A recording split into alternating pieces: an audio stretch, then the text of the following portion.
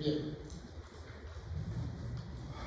cuando hacemos el examen neurológico y la historia clínica, necesariamente vamos a encontrar signos y síntomas que nos van a llevar a lo que aprendimos. Llegar a un diagnóstico sindrómico, no un diagnóstico grave. Entonces, en general,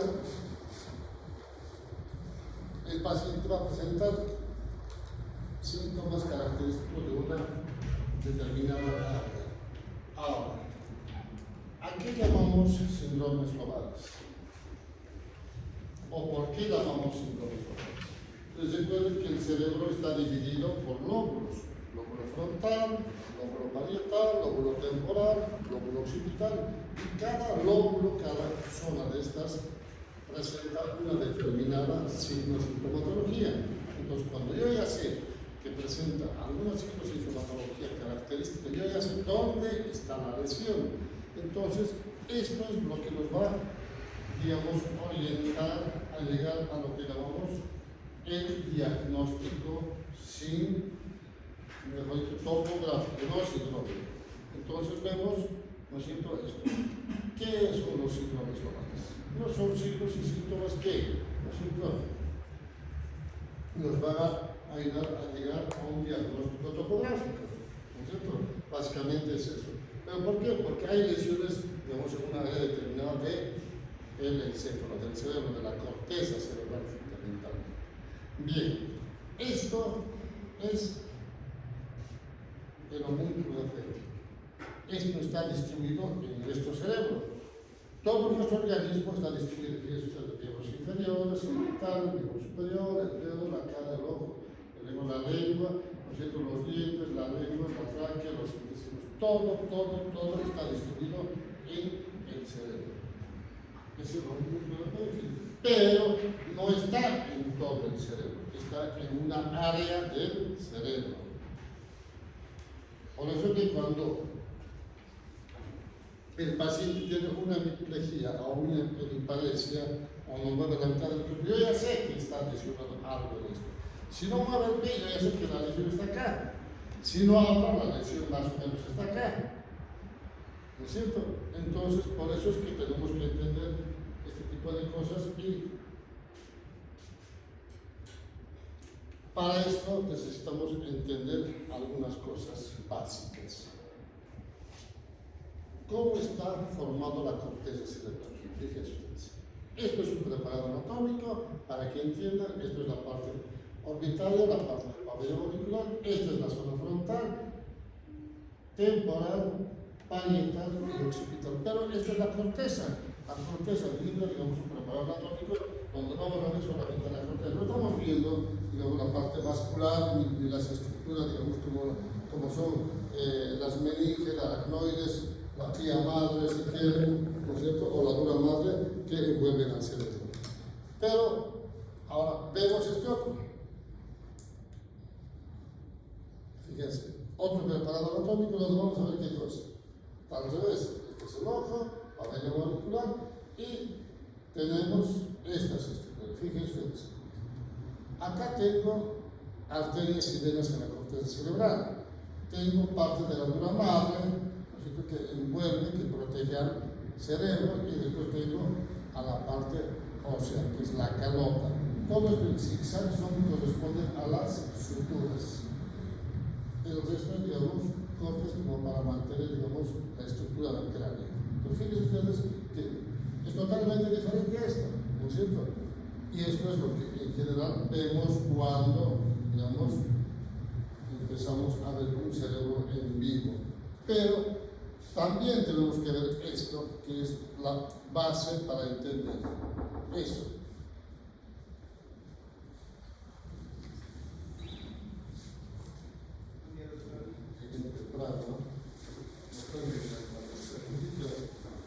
Ustedes saben que cada estudiante que ingresa interrumpe la clase, ¿no es cierto?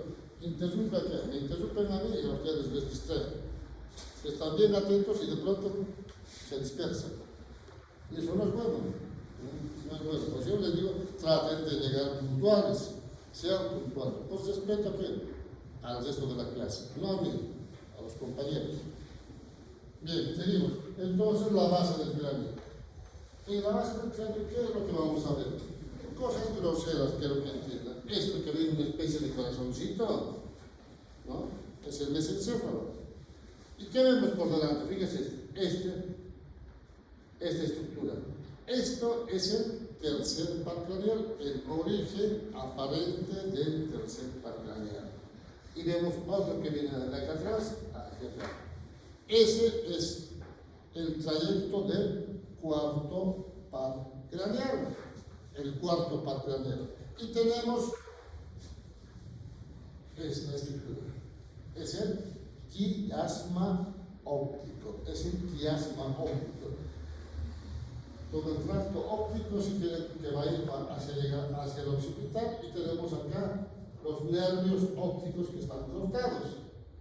Y acá tenemos esta otra estructura, que son las cintillas olfatorias. ¿Y dónde terminan las cintillas olfatorias?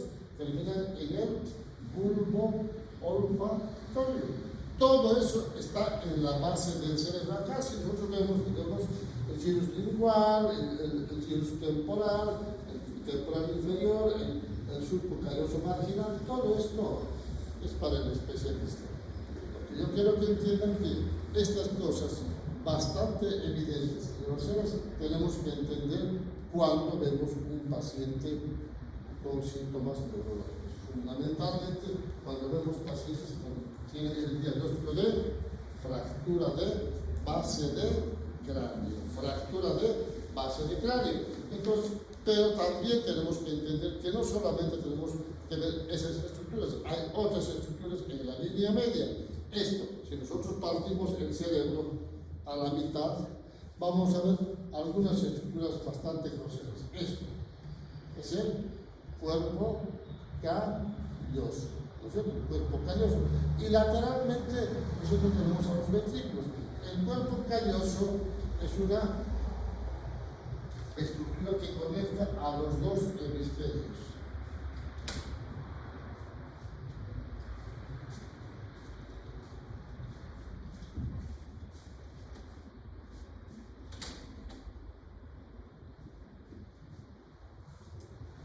Entonces vemos que conecta a los dos hemisferios, y lateralmente tenemos a los ventrículos laterales.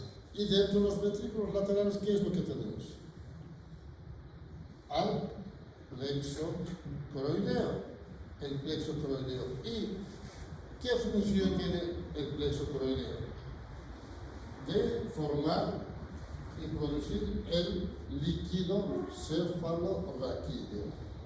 Entonces, esa estructura que está dentro del ventrículo, que es el plexo coroideo, es el encargado de producir el líquido cefalorraquídeo. Ahora ya sabemos que esas estructuras existen. Por eso en la calidad, el surco renal, el gyrus parietocarpal, todos esos pequeños detalles más para el especialista.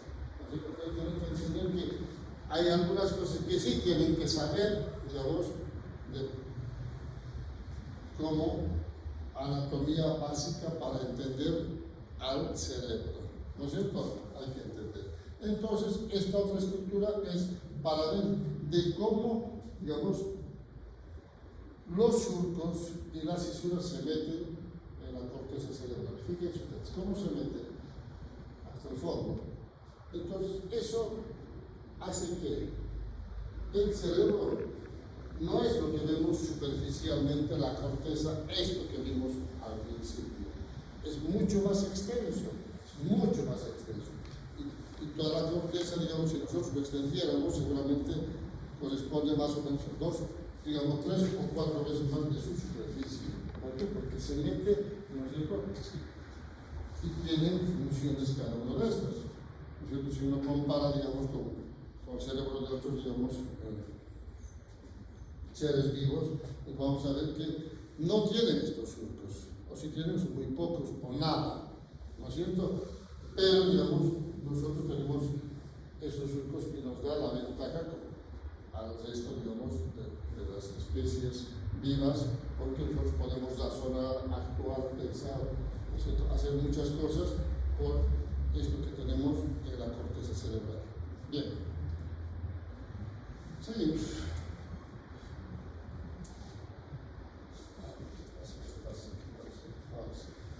Bien.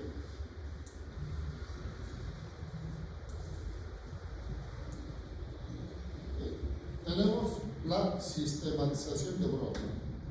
Ahora, es lo que les digo, como cuentagotas, y no se puede avanzar.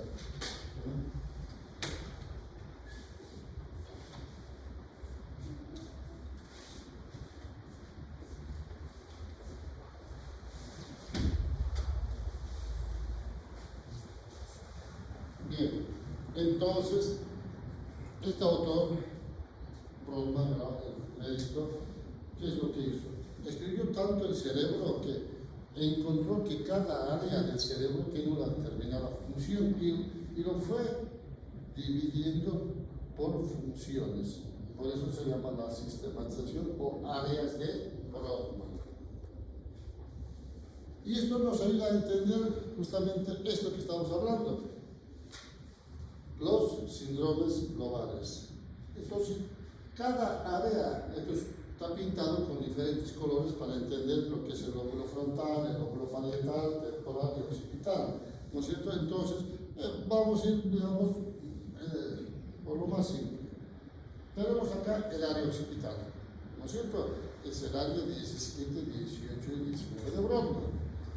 Es el encargado de la visión. Es lo que ustedes todos los días ven, ¿no es cierto? Imágenes, movimientos, todo eso. Toda esa información llega acá para procesar y dar un contenido. Obviamente no nos vamos a profundizar mucho en cosas porque cada área tiene una determinada función. El área principal es el área 17, el 18 y el 19 son los accesorios o áreas secundarias que tienen otras funciones que también, digamos, dentro de lo que es el área de la visión. Tenemos los colores, el movimiento, la estática, el volumen, el tamaño, etcétera, etcétera, etcétera. Eso no nos vamos a profundizar. Lo que quiero que entiendan es que esta es el área de la visión, ¿no es cierto? Entonces, pero si yo veo, digamos, por ejemplo, esto, el área 4, este es el área, el surco central. Esta se llama área precentral o área motora, y por detrás tenemos el área sensitiva primaria. Entonces, en estas áreas que es el 1, 2, 3, 4, está todo lo que vimos distribuido los órganos de nuestro organismo. Lo que llamamos el homúnculo de está acá. No está en todo el cerebro, solamente está acá. Es donde inicia, ¿no es cierto?, el área o sistema piramidal. Sistema piramidal. Entonces, yo tengo acá esta área que son, esta es la área motora, esta es la área sensitiva. Obviamente la área premotora también, esta motora secundaria, la sensitiva secundaria existe, digamos, pero esas dos áreas son importantes para que podamos sentir la sensación y podemos mover y caminar y todo eso. Y esta es el área 44 y a veces el 45 dicen los autores, pero fundamentalmente el 44 es el área del lenguaje. Es lo que nos digamos, hace que podamos hablar y entendernos. Eso, y en este momento, lo que yo estoy hablando, dando clases, mi área está en pleno funcionamiento. Y ustedes que están sentados tienen el área de la audición, está funcionando el área 41 y 42. Es el área de la audición. Ingresa la información y a veces que como sonidos llega a esta área, se procesa y le da un contenido, digamos, real de lo que están escuchando. Si estuviera, digamos, lesionado de alguno de ustedes, seguramente ingresa la información y escuchan, digamos, o le dan una interpretación totalmente equivocada o una interpretación a medias que no van a entender nada, ¿no es cierto? Es esto. Ahora, si ustedes están sentados y están pensando, no sé, ejemplo, un problema en la casa, problemas familiares con el papá, la mamá, los hermanos, o simplemente se pelearon con el novio, etc. Esto está bloqueado. porque no está entrando la información. O si ingresa, no lo procesa. ¿Por qué? Porque están pensando ustedes en otra cosa. Pues fíjense ustedes cómo el cerebro, digamos, actúa de acuerdo a las áreas que podamos encender si queremos. Por eso es que tenemos que entender todas estas cosas. Cada una de estas tiene sus, digamos, funciones correspondientes. Y acá tenemos todo, digamos, las áreas, ¿no es cierto?, distribuidas. Pero hay algunas áreas, por ejemplo, que pasan donde hasta la cara interna. Fíjense, el 4, el 2, el 5, el 7, el 8, todas 19, 18 y 17 de la superficie externa ingresan a la línea media. Hay algunas que son propias de la cara interna y hay otras que son propias de la cara externa. Por ejemplo, el área del lenguaje no entra acá, solamente se queda en la superficie, ¿no es cierto? El área de la audición lo mismo. Entonces hay algunas que sí van a continuar a la cara interna y hay otras que no, y hay otras que son propias de la cara interna, pero todas tienen una determinada función. Ahora, si yo quiero ver estas áreas en un cerebro como esto, yo tengo que imaginarme dónde están estas áreas para entender al cerebro. Porque yo sé, esto es lo que voy a ver, digamos, un paciente, si quieren vivo, pero no así porque son preparados anatómicos, pero más o menos vamos a ver arterias, venas, todo esto. Lo mismo en la base. Entonces yo ya sé que acá es el área del lenguaje, acá es el área de la audición, esto está el homúnculo de Penfield, acá yo tengo el área de la visión, área de comportamiento, área de conocimiento corporal. Entonces yo ya sé que son así. ¿Por qué? Porque yo ya me lo aprendí de memoria las áreas de Brodmann. Es lo que tienen que hacer y tratar de entender, digamos, dónde están ubicadas las áreas para entender dónde está la lesión correspondiente. ¿Se entiende, no es cierto? Y acá tenemos lo mismo. Obviamente acá, bueno, fíjense ustedes, vamos a ver otra vez la base, pero fíjense, con arterias y venas. Acá yo tengo, esto es el mesencéfalo. Todo este espacio se llama cisterna perimesencefálica o cisterna peritroncal. Y por esta cisterna, ¿qué se coge? Esta arteria, en la arteria cerebral posterior, ¿no es cierto? Que nace ¿de dónde? De la arteria basilar. Esta arteria basilar corresponde a la circulación posterior o a las arterias vertebrales. Entonces, esto se comunica con la arteria carótida anterior. Esta es la comunicante anterior. Acá yo tengo la carótida que va a dar una división a la arteria cerebral anterior y otra a la cerebral media. Y todo eso se junta, estos dos anteriores se juntan por la comunicante anterior, y todo eso que estamos hablando forman lo que llamamos el polígono de Willis. El polígono de Willis, ¿no es cierto? Y acá yo tengo el quiasma. Acá tengo cortados los nervios ópticos y esto ya dijimos que son las antillas olfatorias. Fíjense ustedes que tienen una cantidad de ramilletes pequeños que son llamados perforantes, que eso van a dar irrigación al tronco cerebral.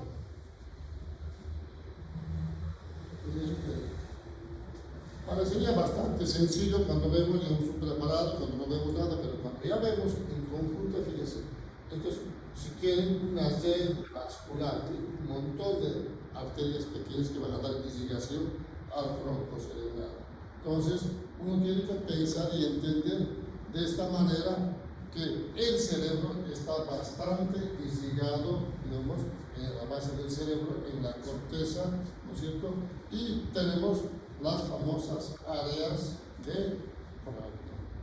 Las áreas de Brodmann, que es lo que nos va a dar, digamos, la sintomatología para entender lo que llamamos o los síndromes lobares, ¿no es cierto?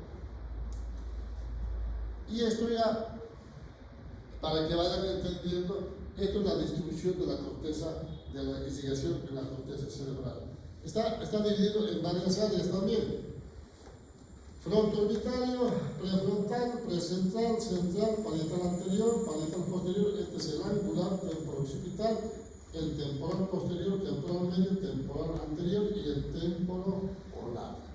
Esto es, digamos, la distribución de las arterias corticales.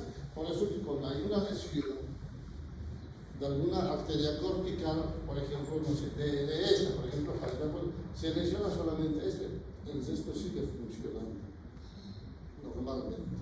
Es simplemente una lesión porque hay una lesión de las arterias corticales de esa zona.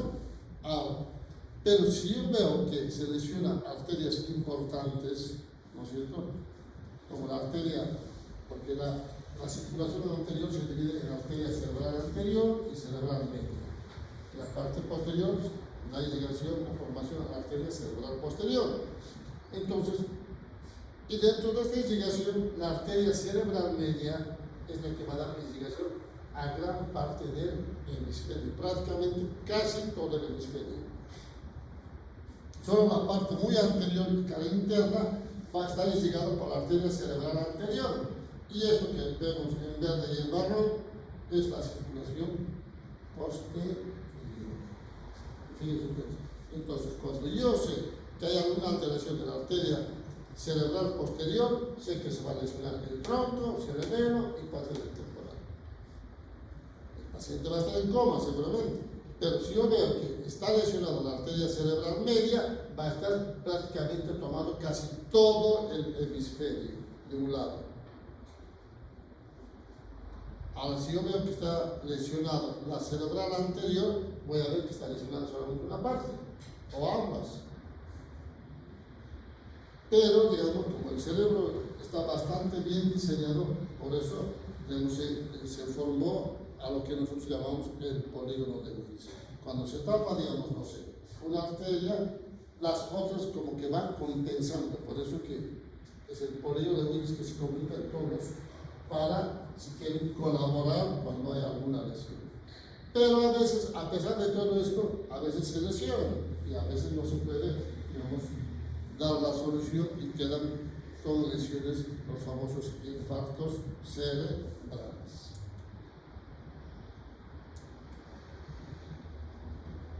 Entonces, cuando hablamos de la fisiopatología de los síndromes globales, hay muchas patologías que pueden lesionar el cerebro.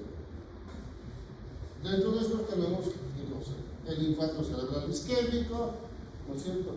El famoso accidente isquémico transitorio, los hematomas intracerebrales, los tumores cerebrales, trauma craneoencefálico, que grave si quiere, las infecciones cerebrales, los abscesos, las famosas encefalitis. Todo esto puede lesionar una determinada área o una mitad ¿no es cierto?, del cerebro, o sea, un hemisferio cerebral. Y en esto, digamos, vamos a ver esto. Fíjense ustedes, si se lesiona un área, se tapona un área, una arteria cortical, yo voy a tener solamente lesionado esto. El resto sigue funcionando, fíjense. Es esto nada más.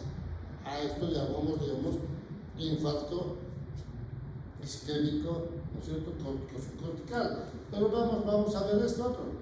Es hematoma frontal, ¿no es cierto? También el resto sigue funcionando, pero está lesionado parte del hemisferio frontal del lado derecho. Pero esto es un tumor, algunos dicen que es un absceso. Si ustedes ven acá, es una cavidad, ¿no es cierto?, con edema perilesional. Esto es un tumor, si quieren, quístico o abscedado o un absceso cerebral, ¿no es cierto?, que está lesionando ¿qué cosa?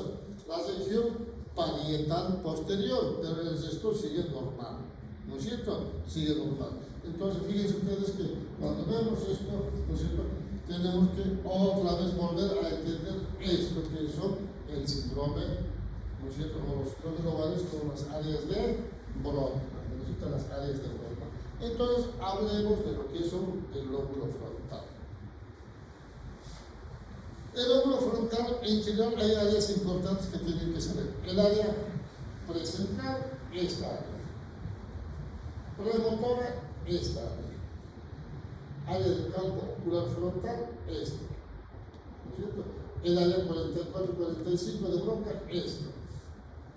El área del lenguaje, ¿no es cierto? Y las áreas 9, 12, 45, 45, todo esto, la corteza prefrontal es el área del comportamiento y la conducta que tomamos nosotros. ¿No es cierto? Cuando ustedes están tranquilos, digamos, su corteza está funcionando bien, a veces se enojan y se pelean, no sé, en la clase, se pelean con el docente, se pelean con sus compañeros, o simplemente se pelean con el novio o la novia, empieza a actuar esto. El problema es tan evidente, no sé, porque se probaron neurología y se deprimen, o simplemente se pelearon con el novio, se deprimen, ¿no es cierto? Funciona esto. Fíjense. Entonces, cuando vemos un paciente con trastorno del comportamiento, está funcionando esta área. Ahora ya sabemos que nada es al azar en medicina. Nada es al azar. Todo tiene un porqué. ¿No es cierto? Bien, entonces, pero también el fígado está dividido en surcos, gires frontal superior, medio inferior, todo esto presentar, todo esto para entender de esto que estamos en la región premotora, región central, región prefrontal, el área de frontal. Es para entender lo mismo de estas áreas en este cerebro que no están distinguidos, ¿no es cierto?, la sistematización de Brodmann. Entonces, cuando vemos esto, ya sabemos qué es lo que va, ¿no es cierto?, tener el paciente. Ahora, cuando hablamos de síndrome prefrontal, fíjense, tenemos una cara, la convexidad, una cara orbitaria que es la basal y la cara medial del frontal. ¿Qué síntomas va a presentar cuando hay lesión de estas áreas? Fíjense ustedes. Si yo veo que está lesionada esta área, ¿qué es lo que va a tener el paciente? Fíjense.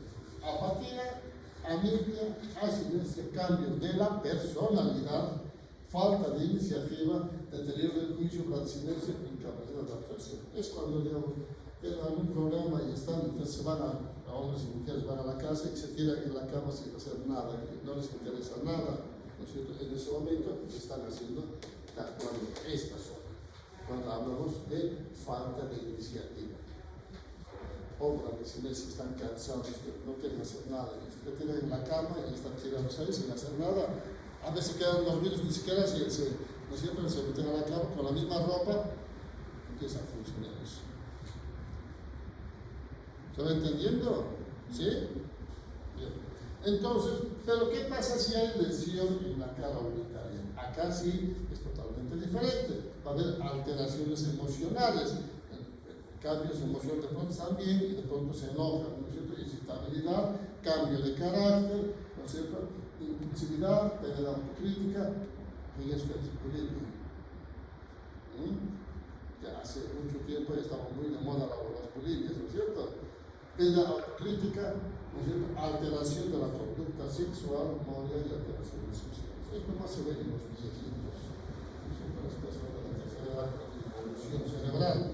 Entonces, ustedes van a ver, digamos, que algún viejito en la calle quieren hacer sus necesidades, van en cualquier lado y hacen sus necesidades, van a orinar si quieren, pero, y después, en la casa están intentando vestirse y a medio vestir quieren salir a la calle, ¿no es cierto? O cuando están internando los viejitos, ya los internan en los famosos geriátricos, los famosos asilos, ¿no es cierto? Hay que donde están hombres y mujeres y los viejitos les persiguen a las viejitas. ¿Esto por qué? ¿No es cierto? Por esto. Alteración de la conducta sexual. Entonces, no, este viejo cochino, viejo verde. No es un viejo cochino, viejo verde. Tiene lesión. ¿De dónde? De la cara orbitaria, del frontal. Entonces, fíjense ustedes que de pronto se ponen irritables, agresivos, o de pronto se ponen a llorar. Sí, porque tienen lesión de la cara orbitaria. Entonces tenemos que entender todas estas cosas para entender a nuestro paciente, porque si no, estamos totalmente equivocados. Ahora, si nosotros vemos la cara medial, acá es totalmente diferente. Alteración de la memoria y desorientación temporoespacial. ¿Esto qué significa? Que de pronto el paciente sale a la calle, a veces personas casi normales, entre comillas, y se pierden y no saben dónde están.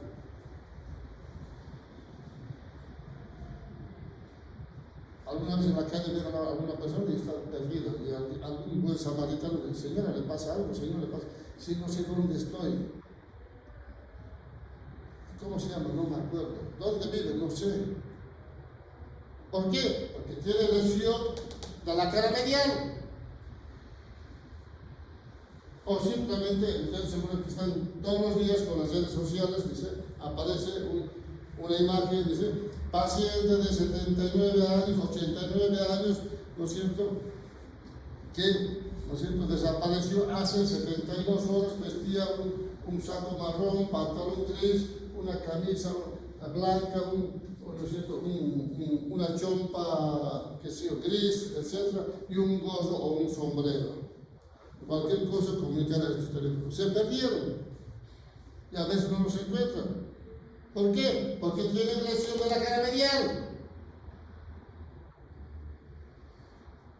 Entonces, fíjense ustedes que todas estas cosas provocan por lesión de la parte anterior que se llama el área prefrontal, lóbulo frontal. Pero esta área solamente, esta, no es esto, esta área. Entonces tienen que entender que cuando vean un paciente con esas características ya saben dónde está la lesión.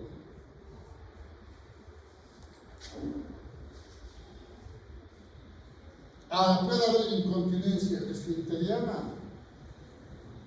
Estos viejitos que a veces se orinan en los pantalones, las viejitas se orinan, ¿no es cierto? Es por esto, por lesión frontal. Ahora ya saben qué es lo que pasa, ¿no es cierto? Y esto que hablamos desde la primera clase, ¿no es cierto?, cuando dijimos el reflejo plantar, el reflejo palmar, el hociqueo, el chupequeo, que es normal en los pacientes pediátricos, ¿no es cierto? Y si se vemos en las personas adultas, es patológico. ¿Es por lesión de qué? Del frontal.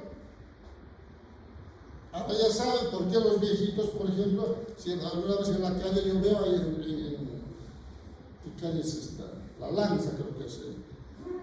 Lanza, en Colombia, hay un señor que sienta sentadito ahí, mirando la calle, ¿no? Y está mirando y de pronto hace esto. Chupeteo. Hay muchas personas de la tercera edad que hacen eso. Pero ¿por qué tienen lesión frontal? No razona, ya están, digamos, como los bebés quietitos ahí, pero haciendo esas cosas. ¿Pero por qué? Porque tienen, digamos, involución cerebral. ¿Se entiende, no es cierto? Pero, ahora, ¿qué parte, si nosotros vemos estas áreas? Ya no vemos estas, sino más atrás. Vamos a ver lo que se llaman las crisis epilépticas parciales. ¿No es cierto? Síndrome premotora. Esta es la motora, la premotora es esta. Entonces vamos a tener convulsiones, ¿no es cierto? Crisis epilépticas, ¿no es cierto? Parciales. Las oculogiras, las adversivas, las giratorias, ¿no es cierto?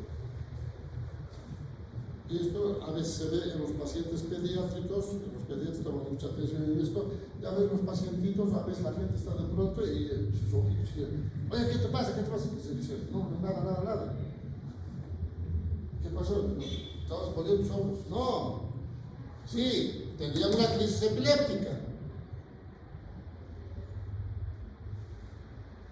En el área premotora.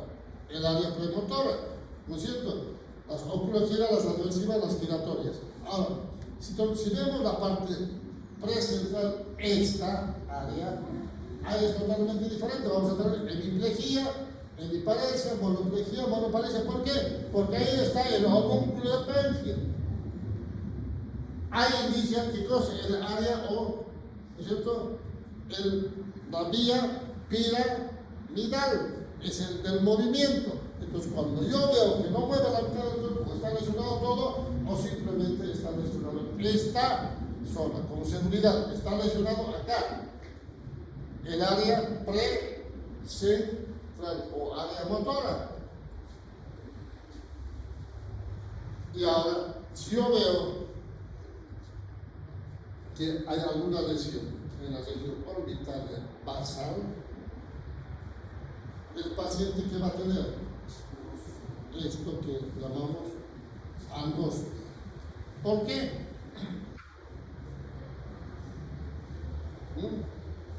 ¿Por qué va a tener anosmia?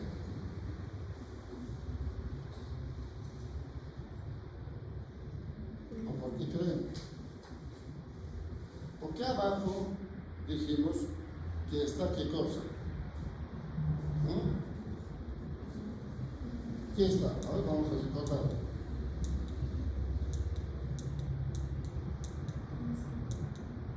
¿Qué está?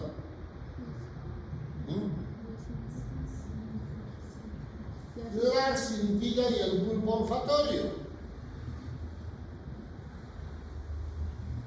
Por eso va a tener anosmia. Por eso les digo que tienen que prestar atención en todo lo que hablamos para entender la clase, porque si no, no vamos a entender nada. Ya les dije que las clases son sumatorias.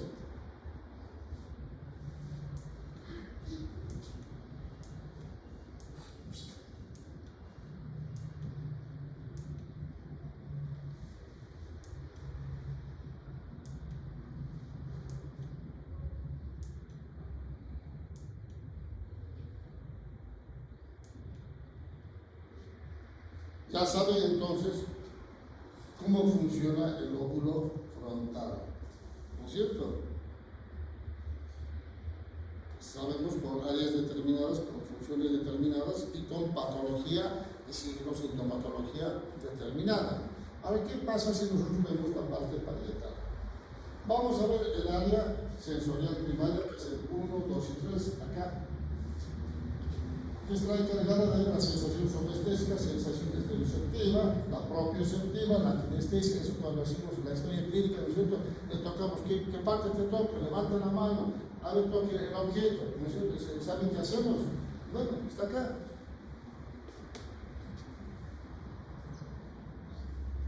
Para eso aprendemos a hacer historia clínica y para eso estamos aprendiendo estas cosas, dónde puede estar la lesión. Si yo no reconoce, le hacemos tocar y no reconoce, ¿dónde está la lesión? Acá. Ahora ya sabemos.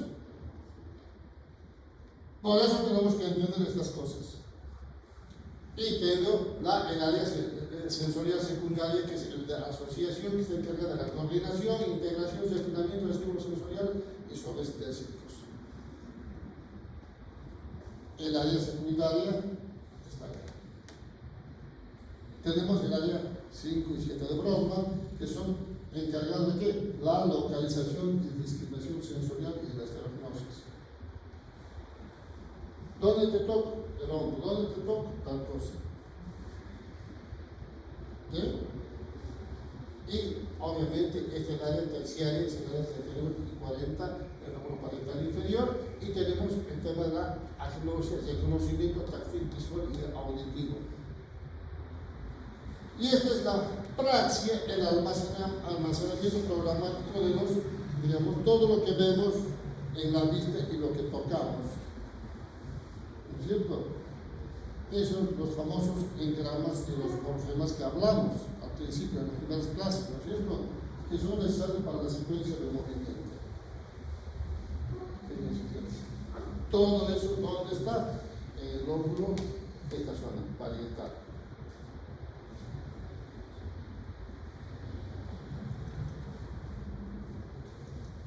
Esquema corporal, modelo postural, alteraciones corporales, extracorporales, discriminación derecha-izquierda. Eso, ¿no es cierto? Alguna vez van a escuchar en neurología que algún paciente tiene una hemiplegia del lado izquierdo o derecho, ¿no es cierto? Y el paciente dice, no se conoce su mitad de cuerpo. ¿Pero por qué? Porque está lesionado, ¿qué? El parietal. El parietal. Fíjense ustedes, ¿no es cierto? Y el tema del lenguaje. El lenguaje, dijimos que está, el tema de la audición, todo esto, está acá. No es porque el área motoria de bronquio está acá, el área de la audición está acá, pero también toca parte del parietal. Entonces ahí tenemos en el lenguaje la comprensión de la palabra en esa zona, lo que ingresa el sonido al cerebro, le da un contenido, comprensión de la palabra, ¿no es cierto? Interpretación de tonos y símbolos en el lenguaje. Eso que de pronto empiezo a gritar, ¿no es cierto? O de pronto me enojo, o de pronto hablo suave, eso le da este contenido. O simplemente escuchan una melodía y se conocen la melodía. Ahí está el autor, ¿no es cierto? Está el cantante. O este ritmo sí es un vals, no sé. El ritmo actual que ustedes conocen, que es el reggaetón, que otra cosa, no sé, el cuarteto, etcétera, etcétera. Eso se conocen ustedes. Pero si les dan una melodía antigua, seguramente no van a reconocer porque no tienen la información almacenada. ¿No es cierto? Tienen que almacenar primero para poderse conocer. Entonces, la modulación del sonido del lenguaje es que yo empiezo a gritar, entonces van modulando eso, digamos, en su cerebro. Y, obviamente, la integración multimodal de todo esto que hago. Yo movimiento, los ojos me muevo, grito, hablo y todo eso, está en esa zona. La parte basal del parietal, fíjense ustedes, es totalmente diferente esto con esto, ¿no es cierto? Son totalmente diferentes, son otra sintomatología, otras lesiones con sintomatología totalmente diferente al resto de los lóbulos. El temporal, fíjense, acá es diferente. El temporal, ¿no es cierto?, es esta parte. Ya no es esta parte, es esta. ¿Cuál es su función principal? El área del lenguaje, la memoria, el aprendizaje, las emociones y la conducta. Cuando hay lesión del temporal, los pacientes son bastante agresivos. Por eso dice emociones y conducta. El área 41, que está acá, es el área de la corteza auditiva primaria, que es lo que va a recibir la información. Y el área 42 y el 22 son las áreas secundarias. Pero también son auditivas. Y más atrás tenemos el área 41 y 42, es el área de la circunvolución de Fischer. El 22, en la parte posterior, está el área de Wernicke, es la comprensión del lenguaje. Por eso que cuando se lesiona esta área, se llama, nos llamamos afasia de comprensión, afasia de Wernicke, porque no le da el contenido a la palabra.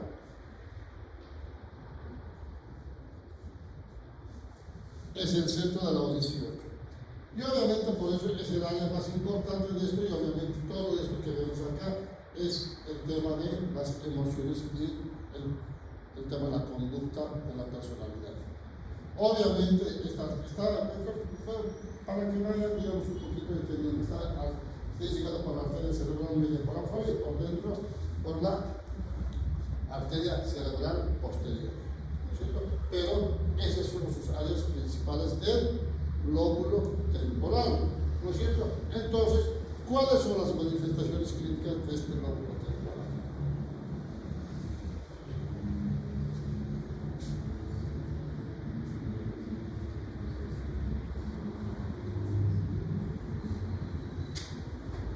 Vamos a quedar acá.